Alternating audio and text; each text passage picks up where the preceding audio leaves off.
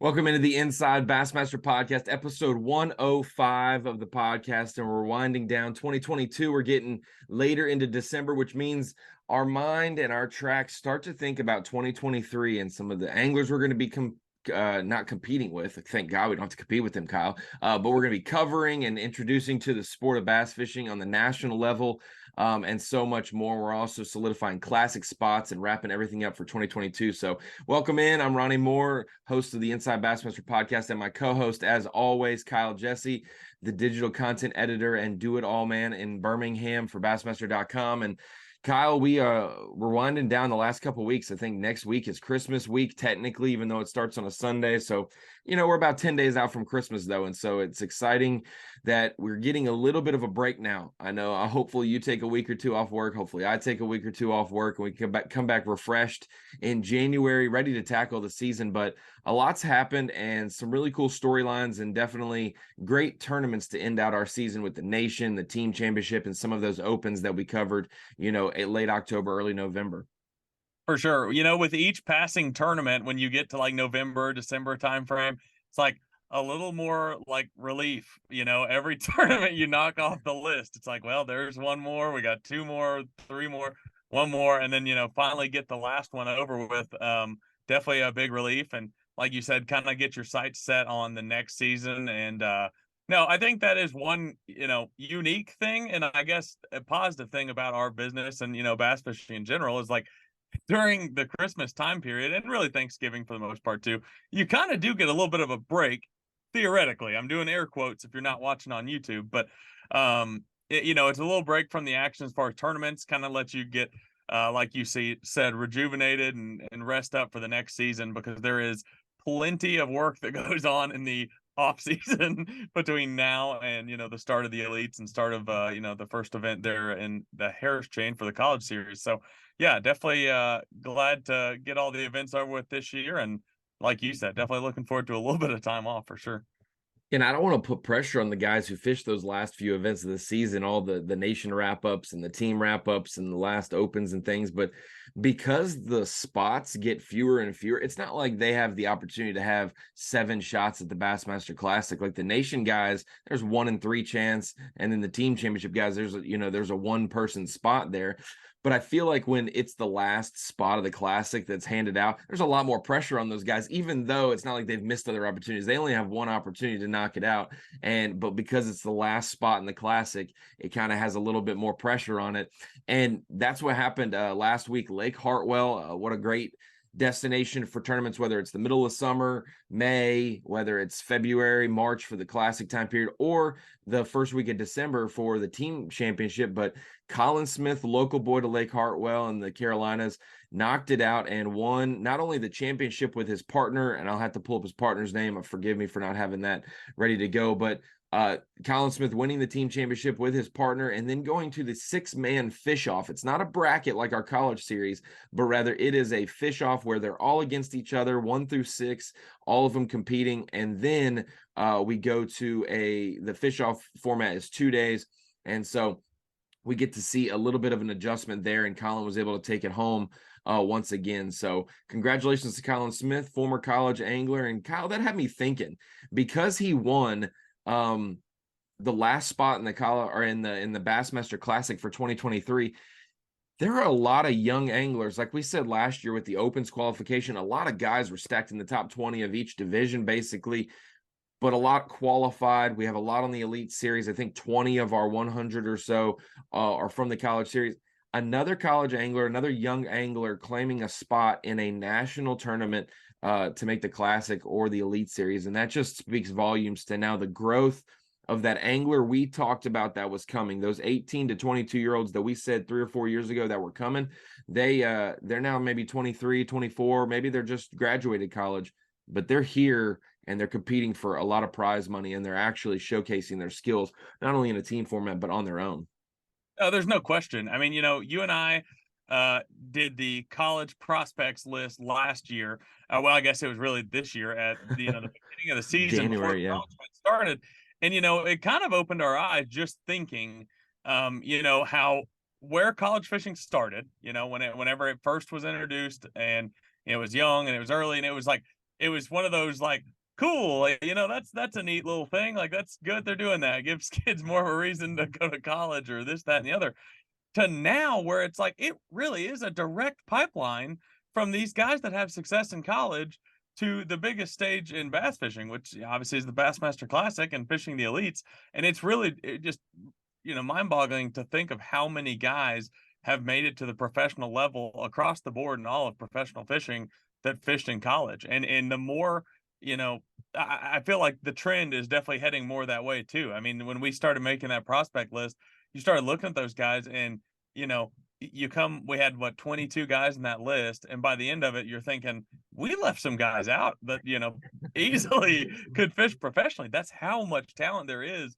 And like you said, on various levels, fishing the elites, obviously the team championship, the nation, winner, Will Davis, like you mentioned. I mean, there's just guys all across the board that are making a huge impact that fished in college. So, be on the lookout for that. I want to pub that again because we're gonna do that again this year with the help of some of our friends like we did last year, with Christopher Decker and Nolan Miner and probably the young gun on the block, Chase Sansom. So yeah, no, I mean it's really incredible how much college fishing has changed before I even was paying attention to it to now having fished in college, and then obviously covering it now. It's pretty wild the impact it's had on professional fishing everywhere. Well, I try to think about it in terms of other sports, like there's only some cameras that show up to high school basketball when LeBron's playing or somebody like that of that nature, and you get crowds that show up. But in our high school tournaments, like the cameras that are around, like we start to hear some names, we start to see some faces that we'll know at the next level, at the college level. And what I love about college bass fishing is you think about the powerhouses in football and things like that, the Alabamas, not the Auburns at all, but they're a big name school, but the Georgias and the Ohio States and Michigans, and those places have solid bass fishing clubs and teams as well.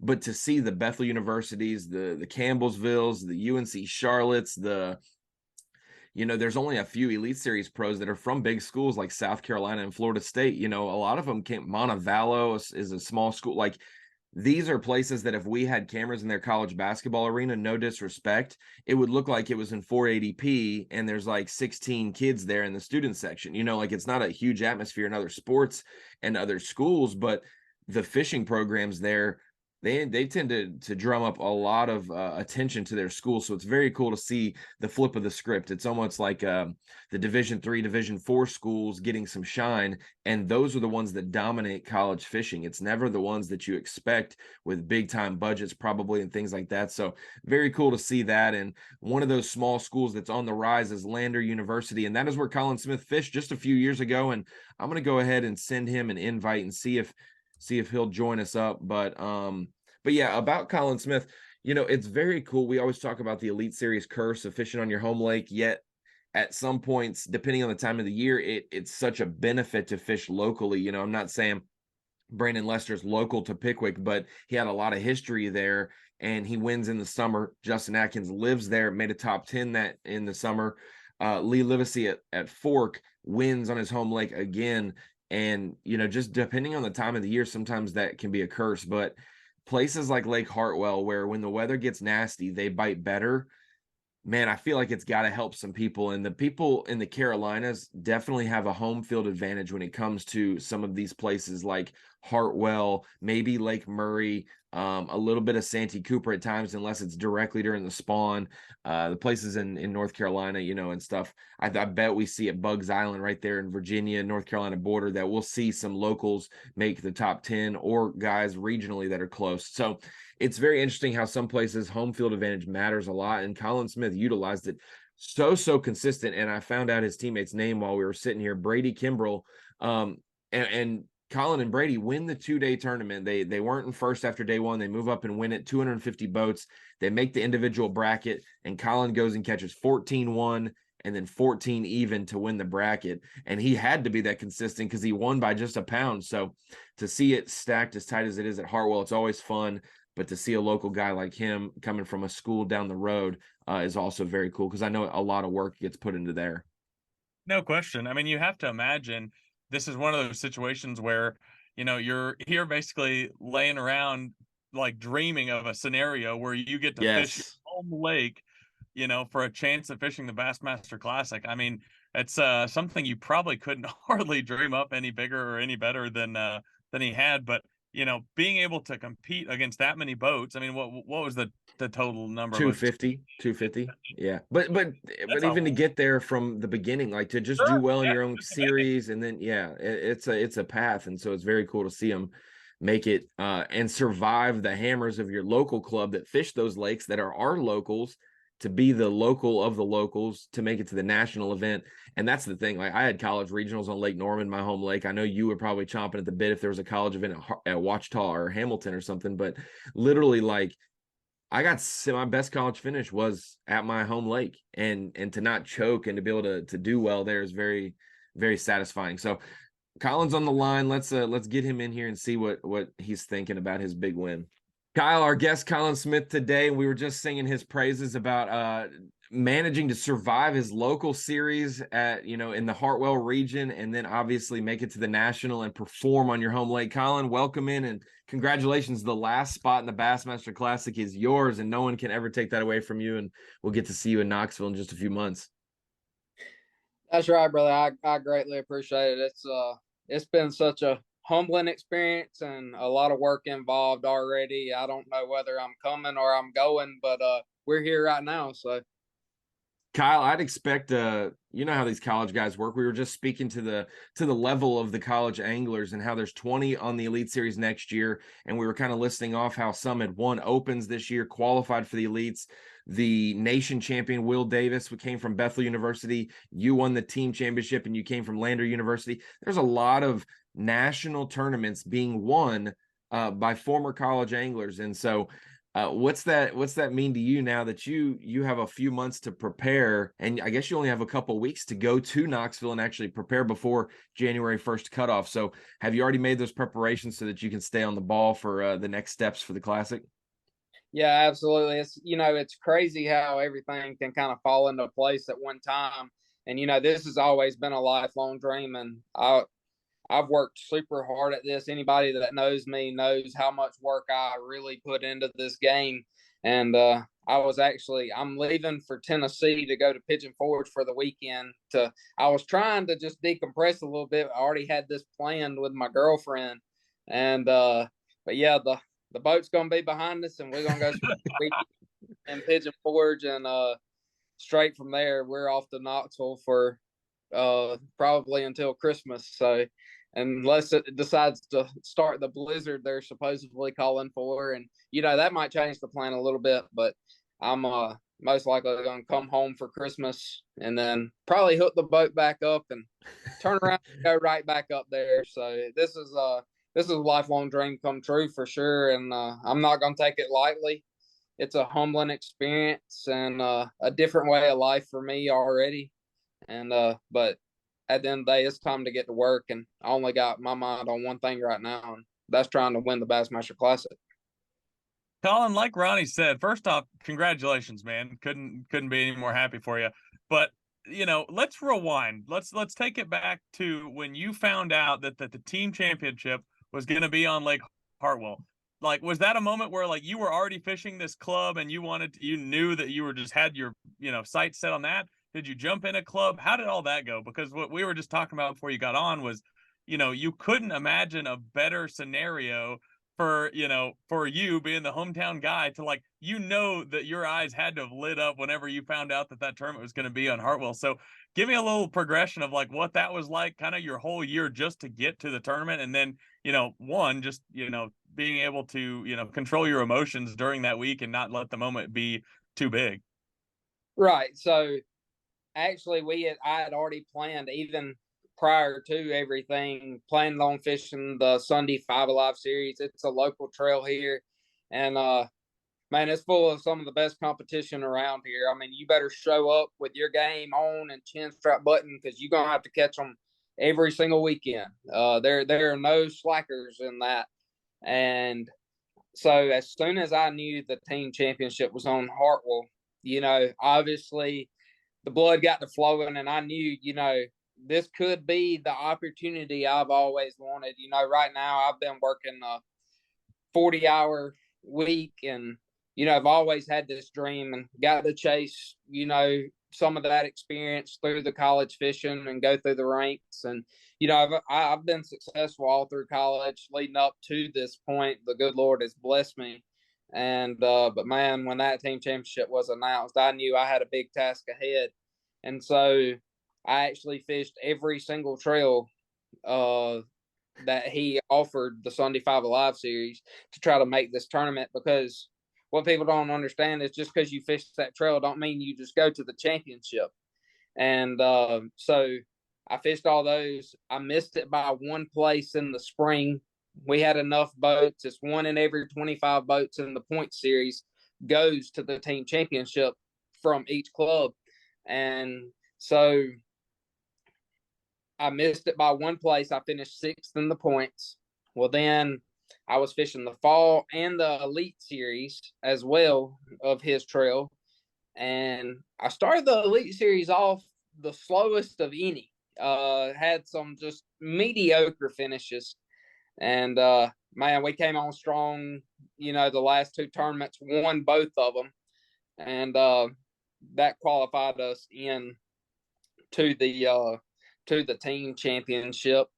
And yeah, it was a long road, a lot of work, and man, I'm super fortunate to be here. So let me get this straight. There was a Sunday series in the spring that gathered 125 boats per.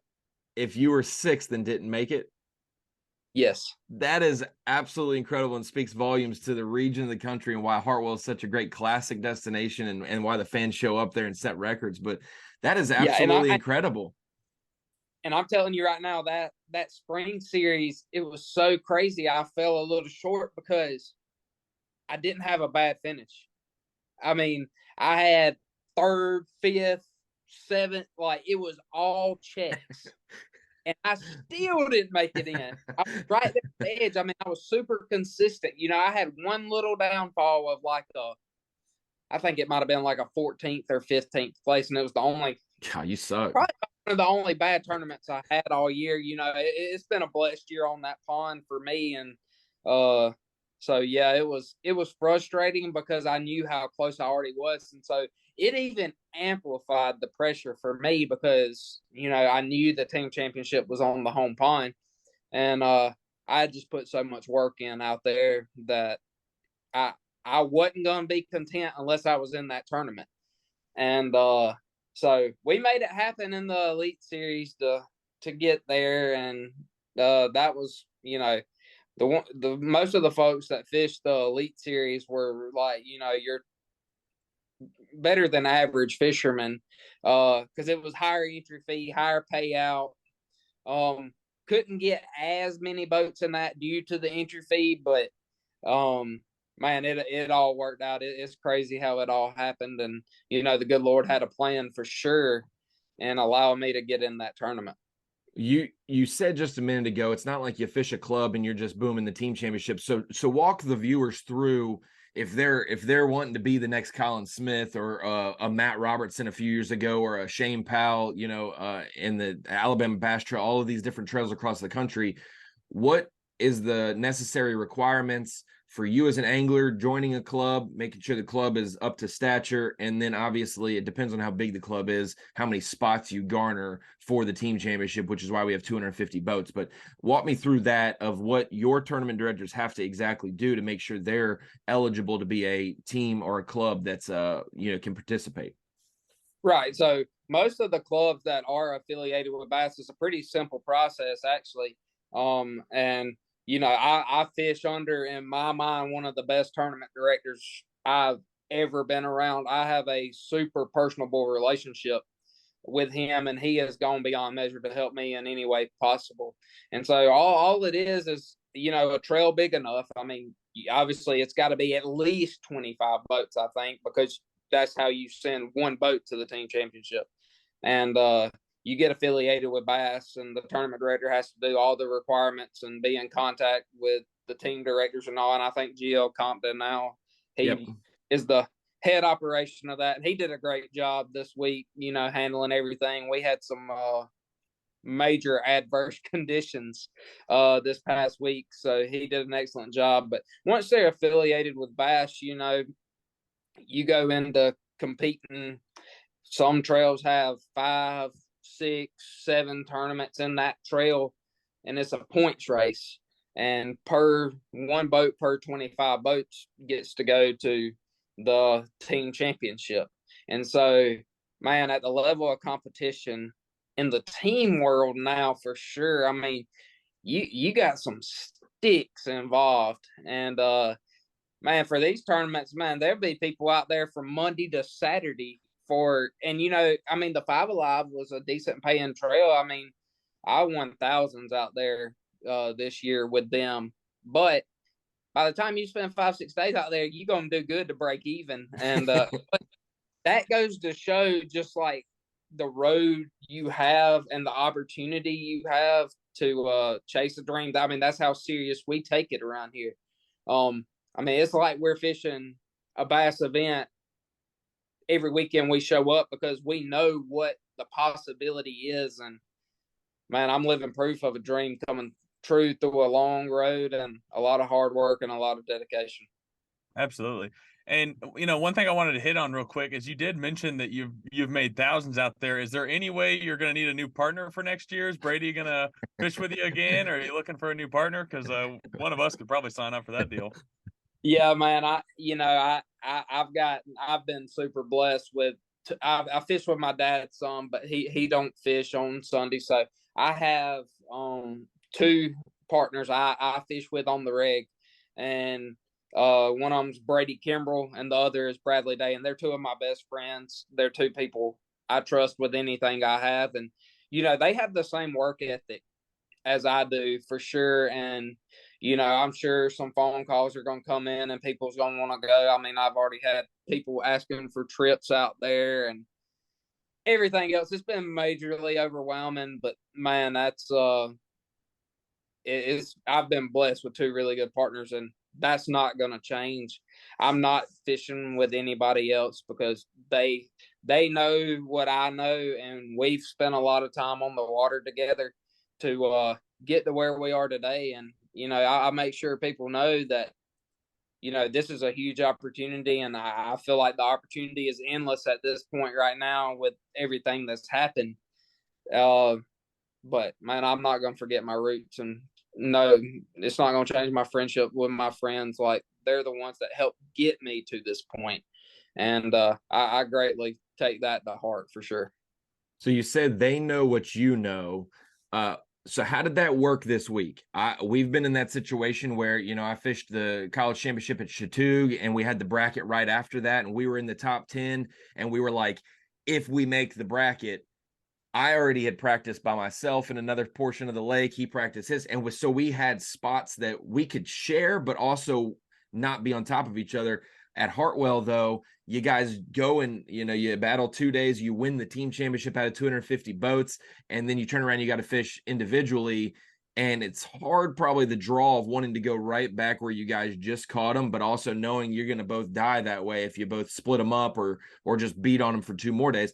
Walk me through that, and obviously the adversity of weather like fog and stuff that comes into play this time of the year. So yeah, you guys know the same stuff, but you had to be strategic for the 2-day team part and then the 2-day fish off individual portion.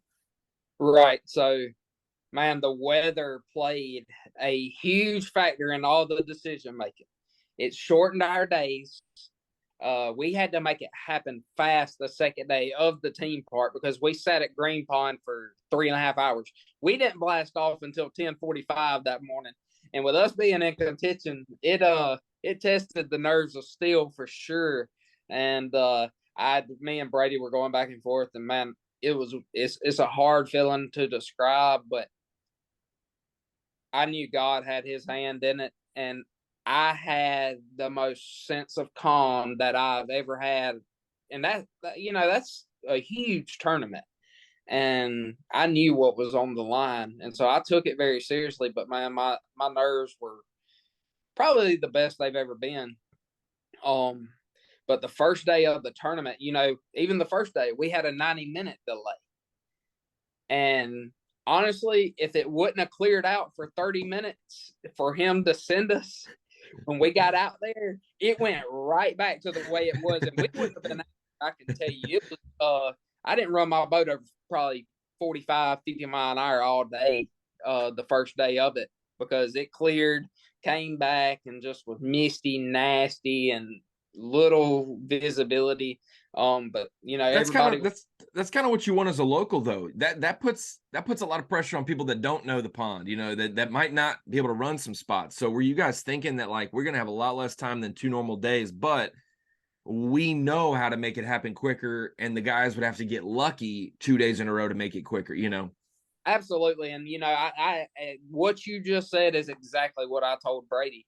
I said, man, you got a bunch of people from out of town here, and, you know, they haven't spent a ton of time running around the lake. I said, it's going to slow some people down.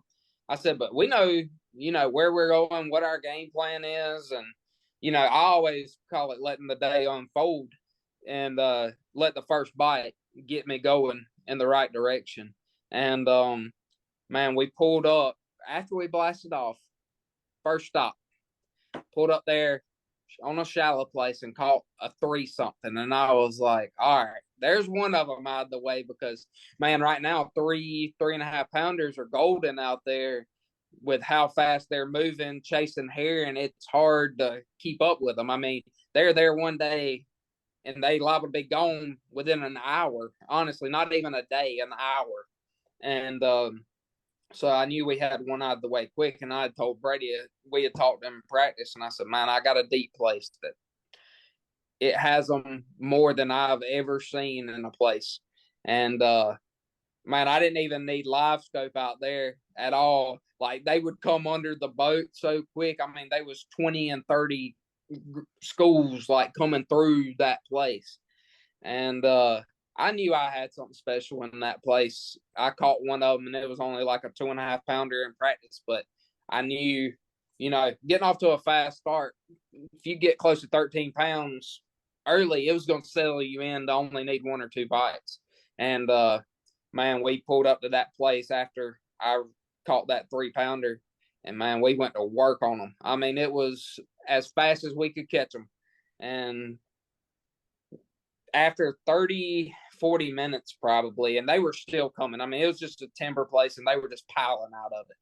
And we got up to close to 12 and a half, 13 pounds, catching all twins. And I told Brady, I said, man, it's time to go. And there was a boat there that got to watch the show go down. And they sat on my waypoint the rest of the day.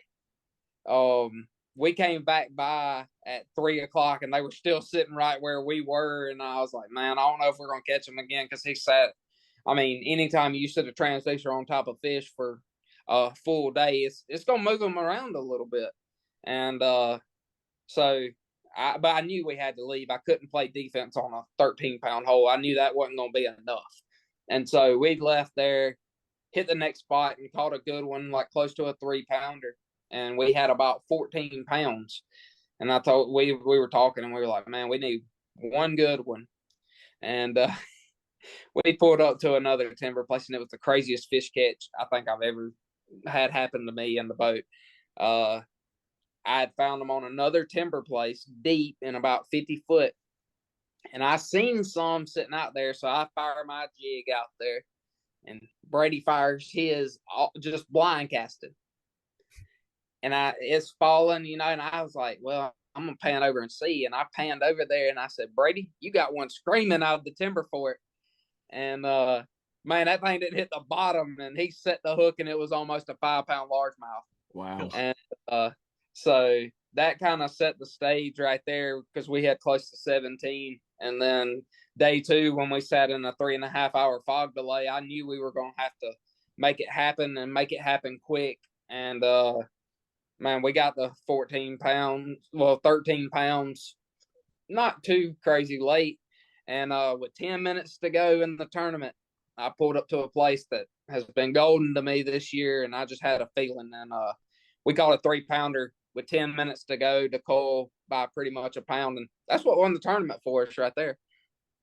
That's awesome. And then obviously going to the individual fish off, you were about as consistent as you can get, about a water drop difference, 14-1 and 14-0.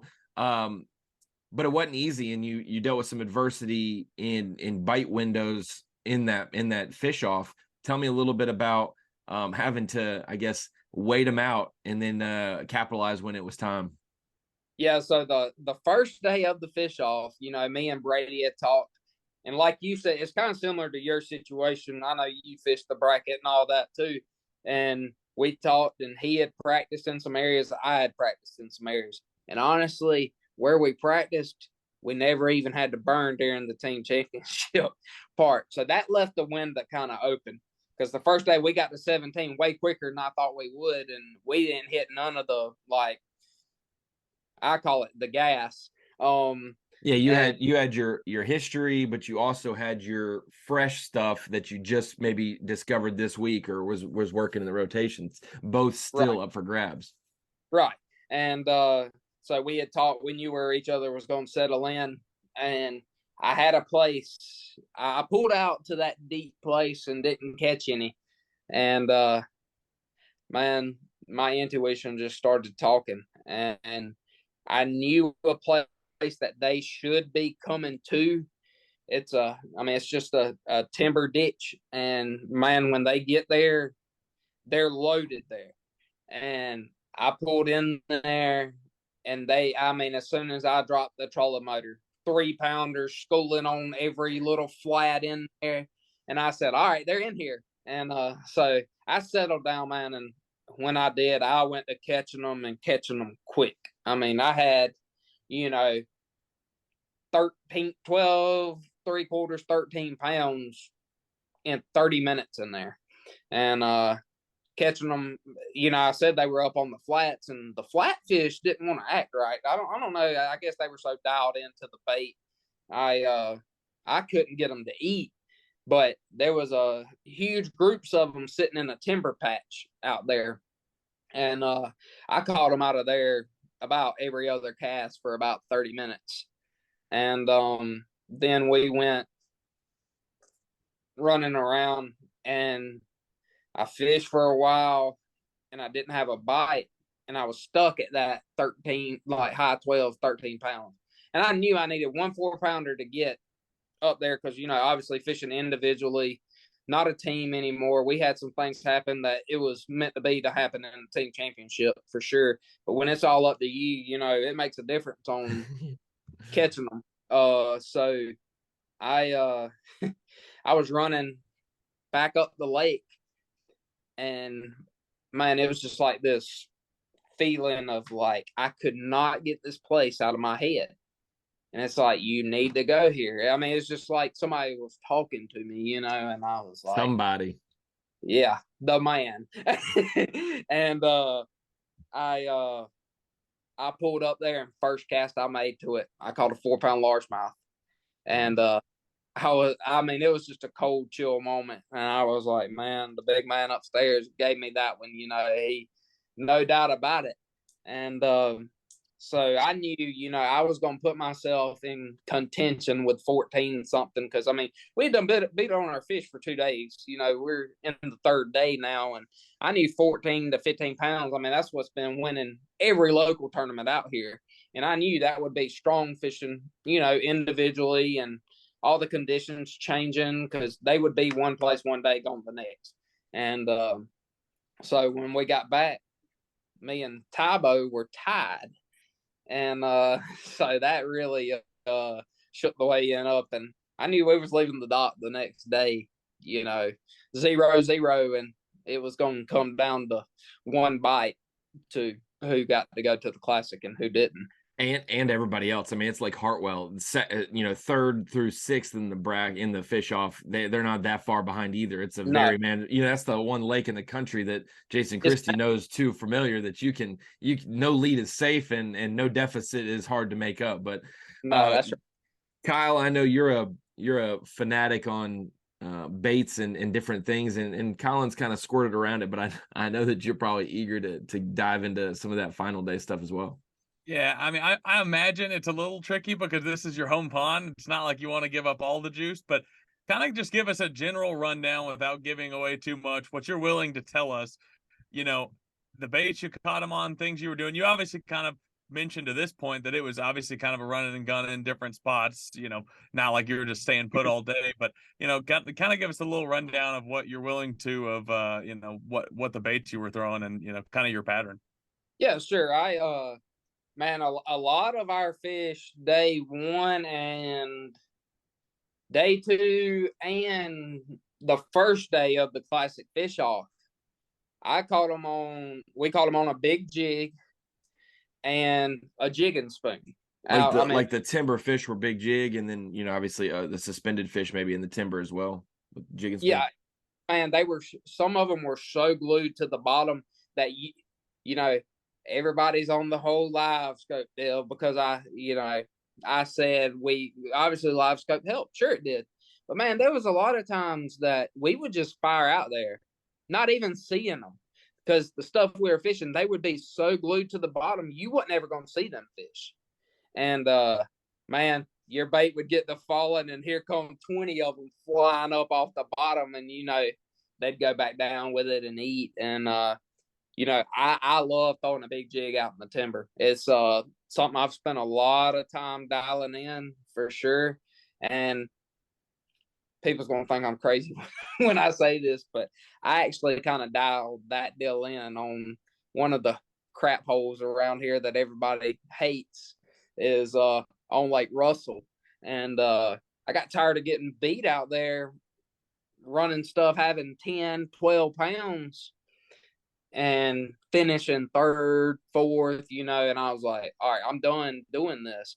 And so I actually dedicated a weekend, and I told, my dad was with me, and I said, we're not stopping until I find them in the timber in 40 to 60 foot. I said, we're not fishing anything. And, I started looking on kind of how the timber lines met certain contours and this and that, and having a little something other than timber helps the cause too. But we pulled up to a place then this was on Russell. I have to give it credit for teaching me how to timber for sure, because that place is full of timber, that. And man, I turned around throwing a big jig, and man, we sat like 16 plus pounds of spots in 5 casts. And I said, there's something to this. And so I took that over to Hartwell and really expanded on that. Those fish don't get messed with as much. And, I know I'm kind of releasing some, and they're probably going to get messed with a little more now, but you really have to know exactly what you're looking for out there. It's not, there's 900 million pieces of timber out there and timber patches that, you still have to have it dialed in to know where you can catch bass out of the timber. It's not just pull up to any timber patch and catch them. But how old are you right now, Colin? 27. 27. So you were 12 when Alton Jones won the Classic on some deep timber. The lake was way low, but that was, you were just a little one. Yeah, I was a little guy, but even at that age, I'd been introduced to some of that stuff, and a lot of that stuff's just hearing stuff. A lot of us know what goes on, and man, that's the biggest thing that helped me during this tournament was I know how herring fish act, and I was trying to catch them before they even got settled in, because I was intercepting fresh fish because they were on the move so much. And it's just like that first day of the Classic fish off. Those fish, I can tell you, they had not been there. And, obviously we were off limits for 2 weeks. I did check it before the off limits, and they were not there. And then in practice, what's crazy is I couldn't never even get in there because I seen boats in there. And that's why I didn't fish it the first 2 days of the team deal. But man, when I had it to myself, it was like they had never seen a bait. It was just, I caught them and caught them and caught them. The deep fish, now them other guys must have been fishing them flat fish, because I can tell you right now, they wouldn't bite for nothing. I was getting frustrated. But yeah, we that's definitely what helped me close the deal on this tournament. And Colin, one thing I wanted to ask about, because you brought him up on stage during the last day of the tournament, but you mentioned Dalton being there. Did you have to protect any of that stuff from Dalton? Because Dalton's a ball poacher now. He'll go fish your stuff. He lives right there where you're from. So I mean, are you worried about that? Did you have to have a good stern talking with him before the tournament? No, man, Dalton's the man. He's that sucker's a beast on the camera, that's for sure. He got some awesome shots, and I actually joked with him, at that point, the final day, I mean, he had followed me all week some, and but the final day, I just shared my location with him each day of the tournament so he could just come find me. And man, I told him he got there. I told him my game plan for the final day, and I was like, look, if I go in here and they're in there like they were yesterday, we're going to catch them, and it's going to be quick, and it's going to be often. Well, they had a surprise for me. When I went in there, they were gone, and I didn't catch them.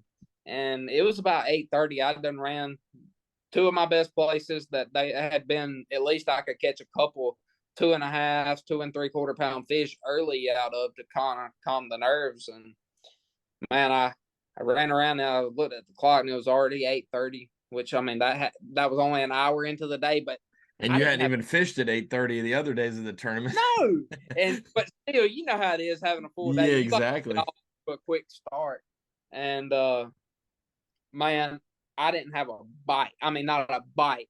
And Dalton pulled up on me, and the first place I pulled up onto when he pulled up on me, I caught a 2-pounder. And I went to the next place and I caught another one. And I went to the next place and I caught another one. I went to the next place and I caught another one. I said, listen here, fool, you ain't leaving me until I get to 5.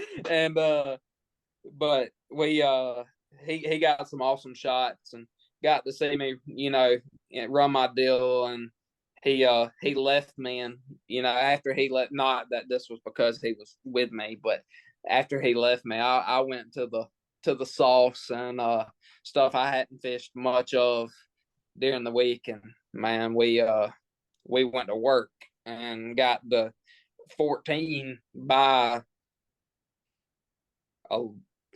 probably by lunchtime. I pulled up to one place, and I actually had fished it during the team deal, and they were there, but they wouldn't bite. And I pulled up there, and a school had moved up onto a place, and exactly on one of my waypoints. And man, I caught a 3.5 and another one close to 3.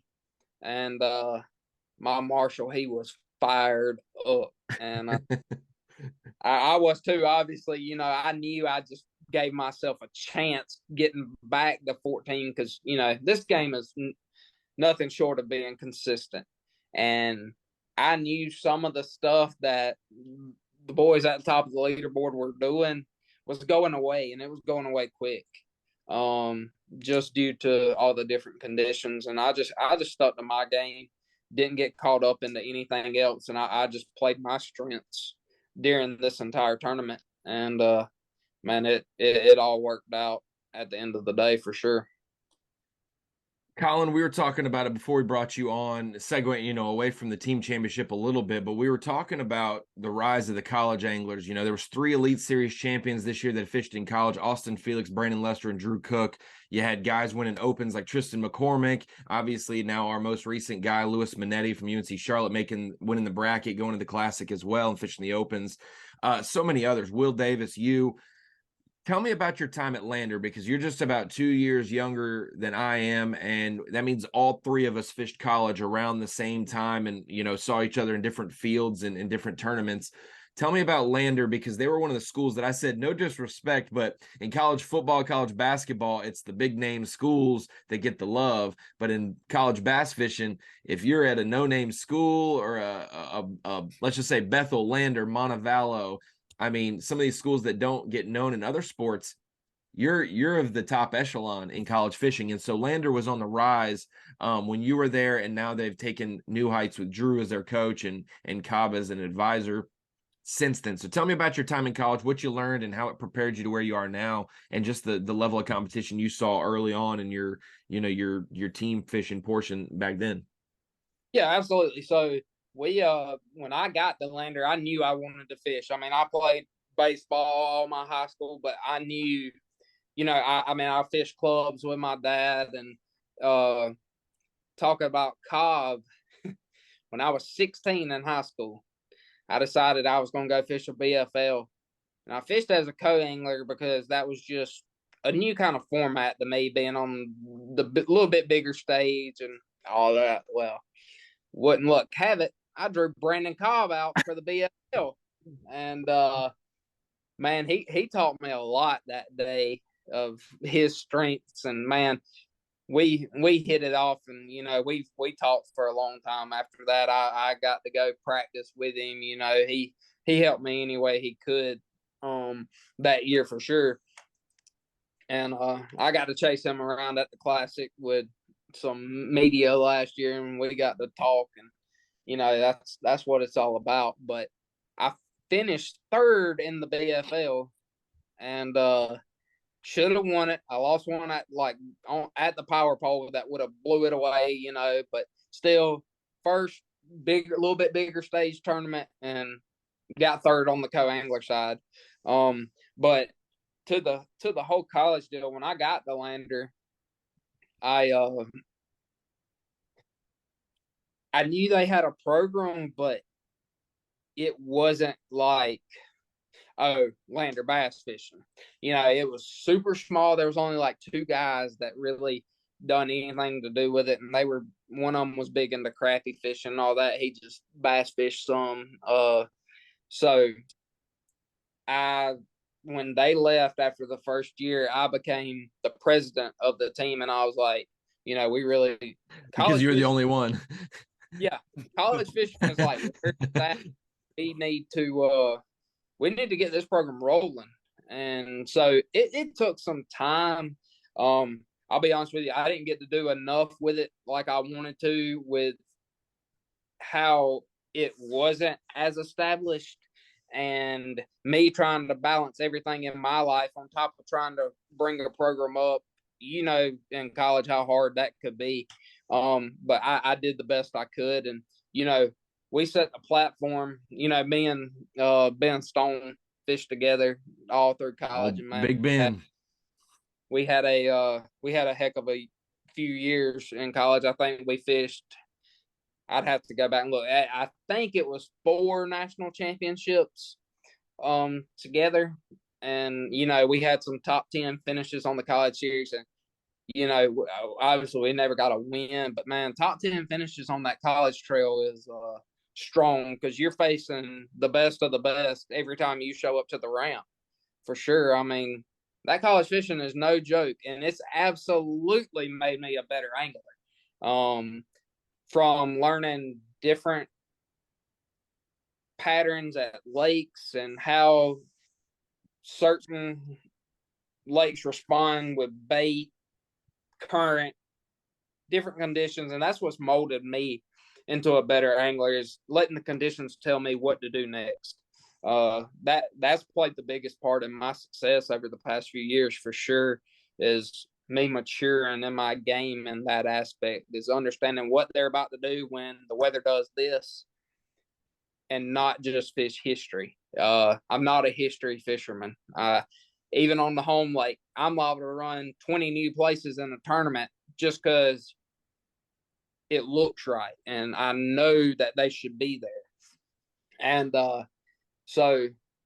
and what really molded me in college fishing was, I love multi-day events, and that's what college fishing done the most for me, is teaching me to manage fish and not burn them, because everybody's like, we got to max out the first day. No, you don't.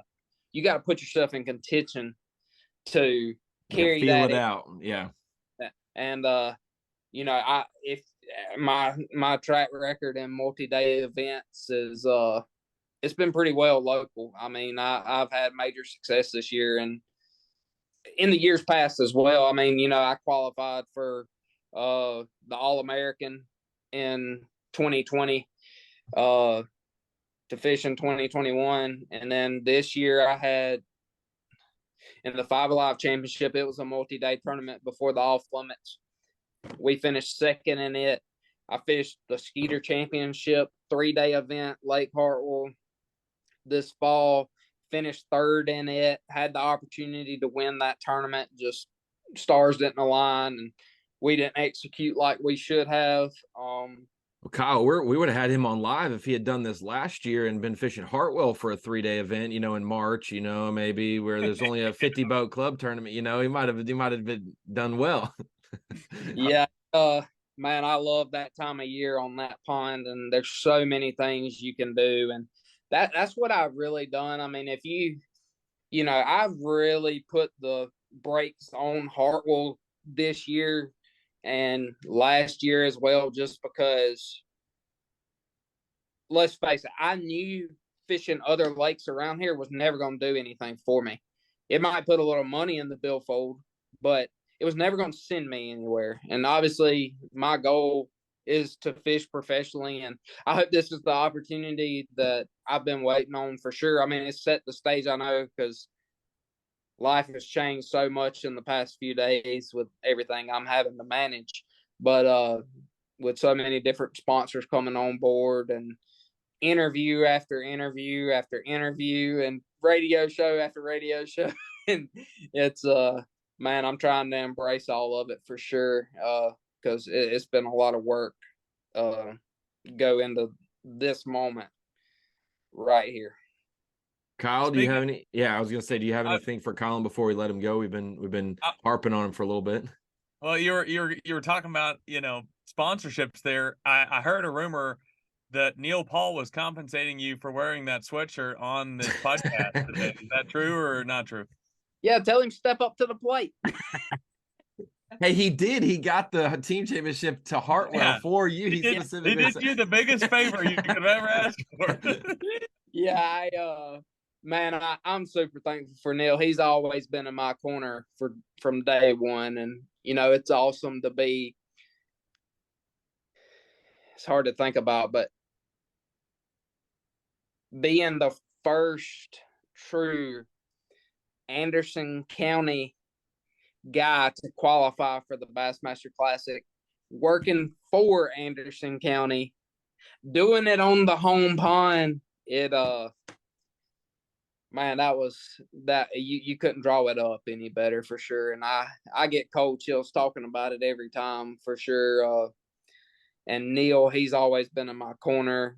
The county of Anderson has always been in my corner chasing this dream, and they know how seriously I take it. And I have some dang good bosses, some dang good employees that work for me, and they make my life easier, being able to chase this dream I've had. And man, it just became a reality, and it hasn't even fully sunk in yet, but they have my back, and it's hard to find that in today's time in the workforce. And they, from as top to the county administrator, Mr. Burns, he's going to take care of me. And, they want the Bassmaster Classic title coming back to Anderson County. So no pressure. They're doing everything they can, to support me, and I could never thank them enough. I've been blessed to work here. It's a great place to work. I've truly been blessed with the opportunities and working under great management. That's hard to find in today's time as well. But I have some awesome bosses that really take care of me, and really just our whole team here has it's just like one big family. And that's what I like. It's just like the Five Alive Trail fishing it. David Stout Outdoors is the tournament director for that. And man, I do want to give him a shout out on here because he deserves it. I make sure he knows just how much he means to me. He eats, sleeps, and breathes that Five Alive Trail and takes it very, very seriously.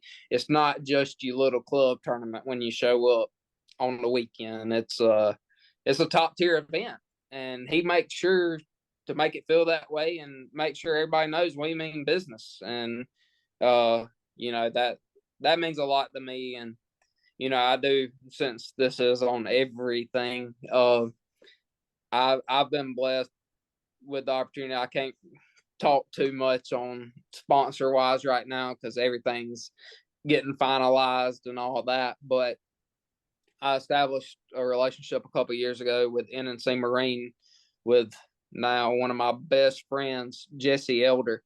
And, he took a chance on me 2 years ago when I bought another Falcon.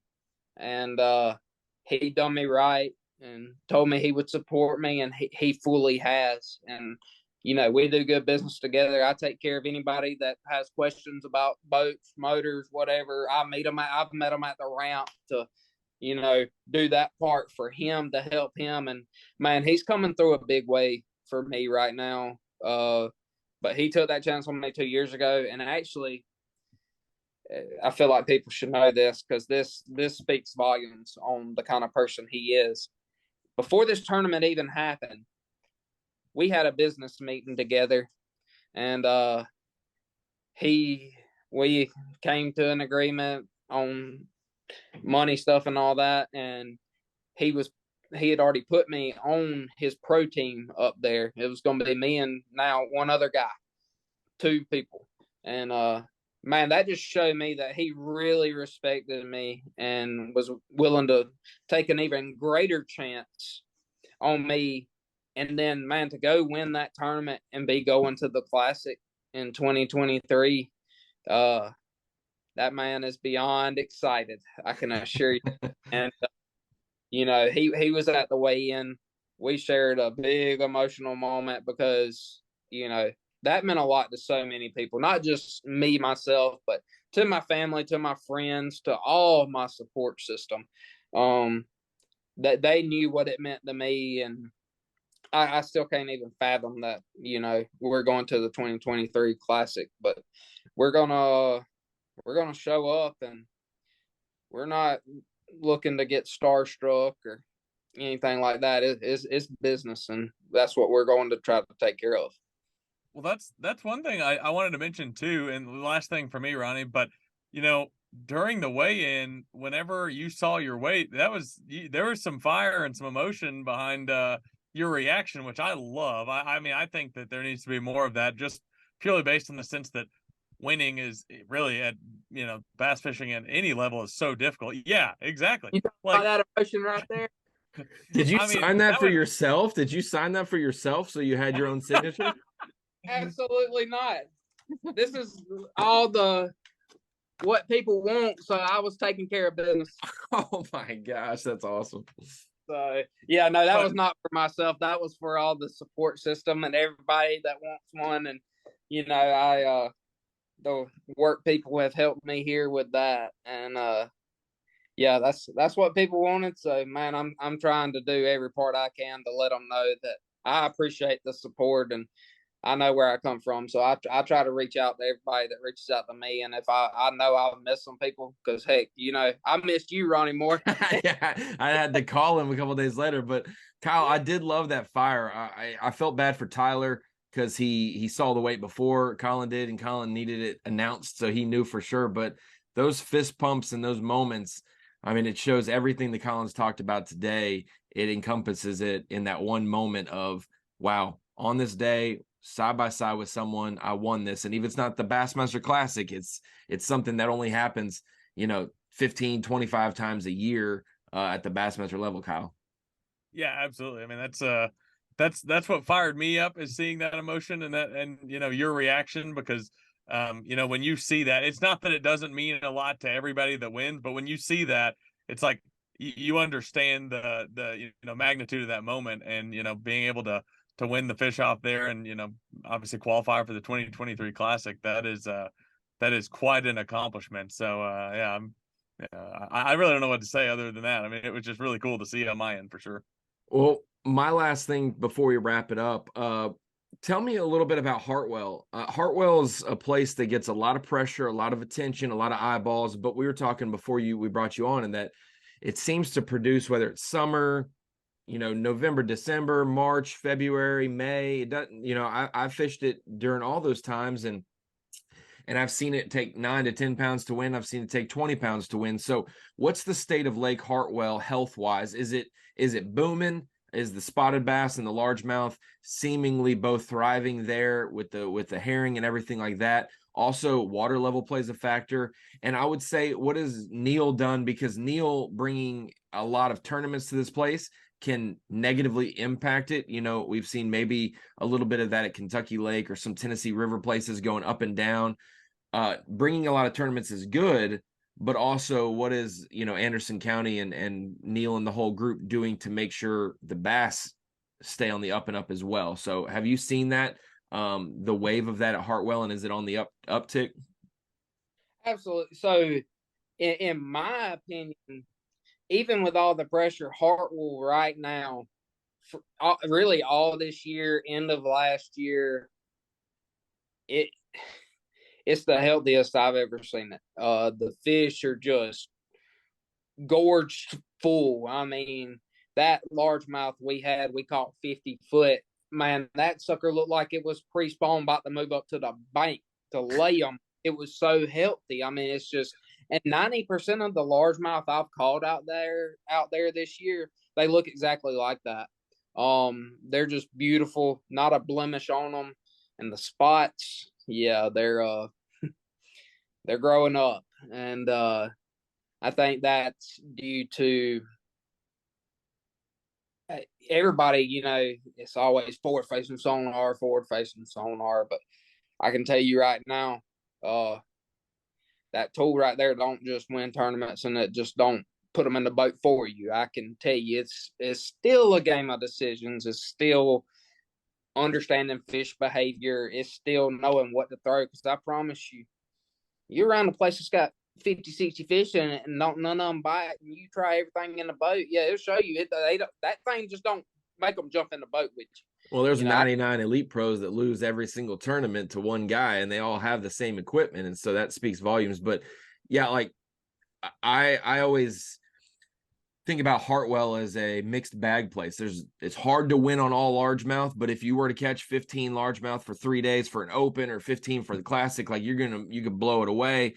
So you got to have spots, but can you win with all spots? And we saw Jason Christie go back and forth with mostly largemouth, doing it in different ways in the spring.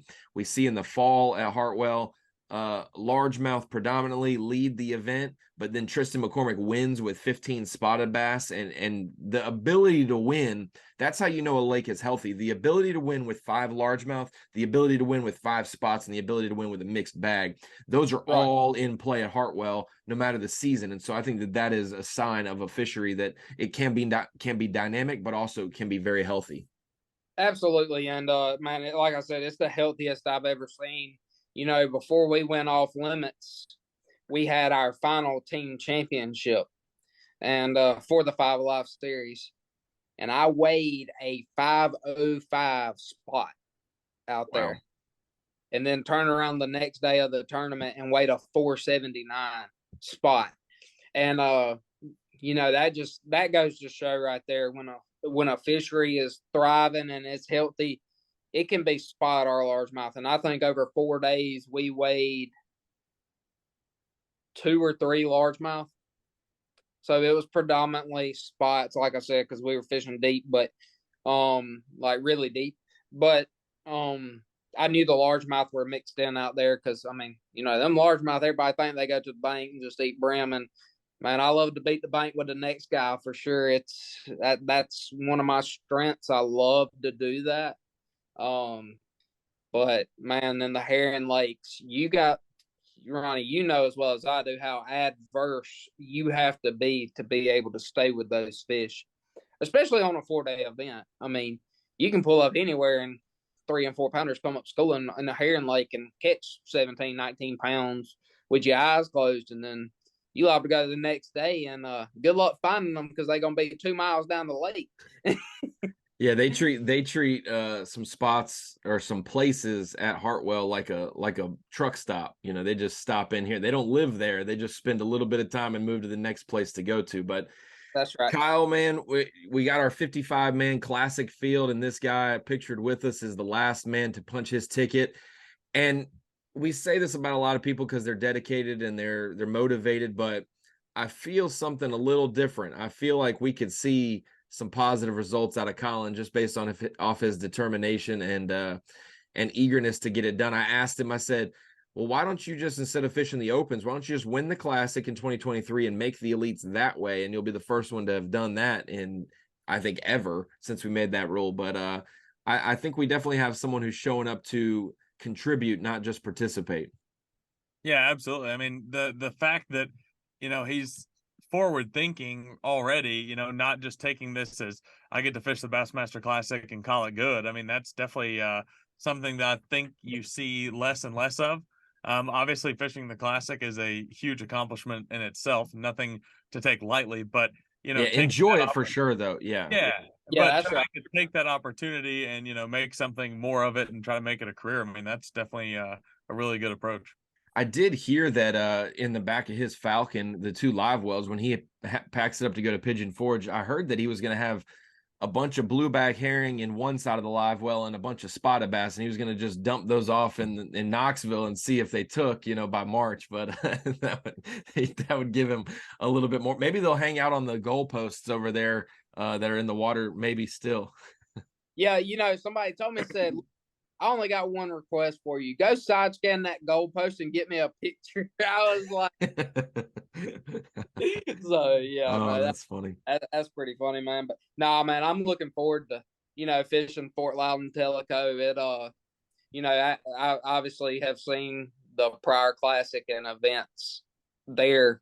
And, it's different, obviously, because it's a river, but it sets up to my style of fishing that time of year. Some of the things and ways to catch them out there is what I've spent some time on our pre-spawn fish here to learn. And man, that time of year is just so adaptable to you fishing your strengths and not getting caught up in dock talk and everything else, what everybody's doing. I can tell you, I'm not going to care what anybody says. Or like, as far as competitive field and everything online and this and that, it's going to be what I got confidence in. And, we're going to go give it our all. Like I said, I'm going to stay up there for a full week until the apocalypse of snow comes and I have to come home for Christmas, and then we're going to get right back to work. It's, the work don't stop now. I'm going to stay at it. And even during the off limits period, I'm going to be doing everything I can to prepare myself for that tournament. Like you said, Ronnie, I'm not going with the intention of just being there to say, hey, I fished the Bassmaster Classic. I'm going with a purpose. And I say that as humbly as possible because people know how I handle myself around here. And, at the end of the day, I love chasing them fish, and, they help keep me sane for sure. But when I show up, it's with a purpose, and it means something to me. And I don't take any opportunity, whether it's a 200 boat field here for 10 grand or now the 55 for 300. Yeah. We show up with the same purpose, and it's to do our part, practice as hard as we can, whether it be 20 degrees, 40 degrees, it don't matter. It's time to go to work, and I got my eye focused on one thing right now for sure. Well, we'll have to rag on Brandon Cobb if his BFL co-angler from back in Nam beats him in the Bassmaster Classic and turns around and does that. But Colin, appreciate you joining us today, man. Taking an hour out of your work day. Get back to work, and we will see you in March and hopefully hear from you before then. But for episode 105 of the podcast with Colin Smith, the team champion and last man in the Bassmaster Classic, we'll see you in the next one.